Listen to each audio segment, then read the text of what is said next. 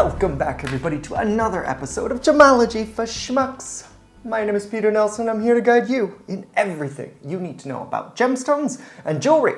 Now, I recently finished a pendant right here with a star sapphire. This is completely hand fabricated, and I want to tell you about this type of star sapphire and how I know it is natural and untreated. Because this deposit's production is a little bit different than some of the other star sapphires we've talked about before. And if you want to know about how this pendant was made, then you need to head over to Note and Compass. There's another video on that, separately. So what do we need to know about the star sapphire in this pendant? In previous videos where we've talked about star sapphires, we said that looking for the iridescent silk in the star sapphire is a great way to know that our stone is untreated. Now, this type of star sapphire comes from a different deposit, a basaltic deposit, which basalt is an igneous rock. Ignition, comes from fire. So these stones oftentimes have something that looks like heat treatment because of the nature of the deposit that they come up into our part of the world in. So instead of having iridescent large silk, this type of deposit has mostly opaque stones with very sharp stars and no iridescent silk. So it looks a lot like diffusion-induced stars. So how can we distinguish between the two? So the diffusion process, basically what happens is that you take stone material, you heat it up to a high temperature so that the crystal lattice expands, and then you can introduce other ingredients into the stone. In the case of sapphire, if you were trying to make it more blue, you would induce titanium, because iron and titanium, the intervalence charge transfer that happens between those two elements is what creates blue. If you were trying to create those needles to create a star, you would need to diffuse titanium as well, but it's in a little bit of a different process because that titanium needs to grow into needles in a very specific way in the crystal lattice. The way those needles channel light is what gives us the star effect.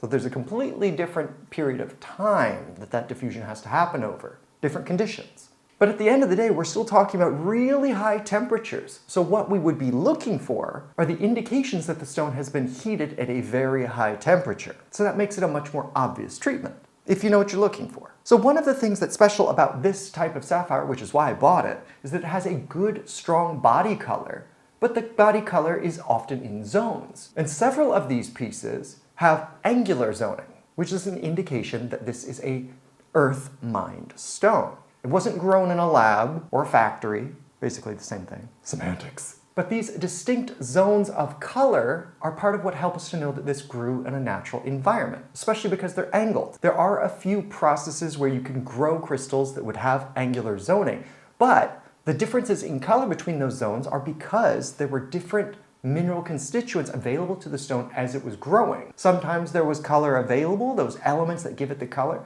and then sometimes there were not. So some areas on these stones you'll see are darker and others are lighter.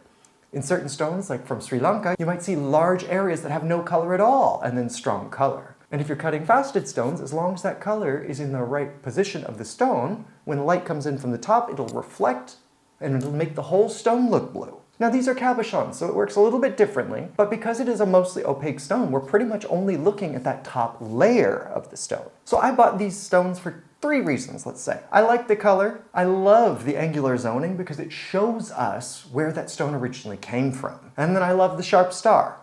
All right, last reason, it's also a great price. This type of material is orders of magnitude less expensive than transparent stars. So you can make some cool pendants in silver, sell it at a decent price, in a way that you could never afford to try and do that as a jeweler with transparent material. Most people haven't seen enough stones to understand the price point difference. This type of material is much more available, but it's still attractive and interesting. And because it's more available, the price is lower. So it's a great way to get started in star sapphires. Once you build your understanding of what this material is, then you can see a huge difference when you start looking at transparent material with good stars. More opaque stars means that there's a lot more of these needles in there. And as long as they're lined up properly, we get a star. Not all opaque stones are going to have a star. Certainly not a strong one. Even in this material, you'll see that there are some stones that have less of a sharp star, and then others that have such a sharp star that it looks like it has been diffused. But as we said, diffusion is a very high heat treatment process.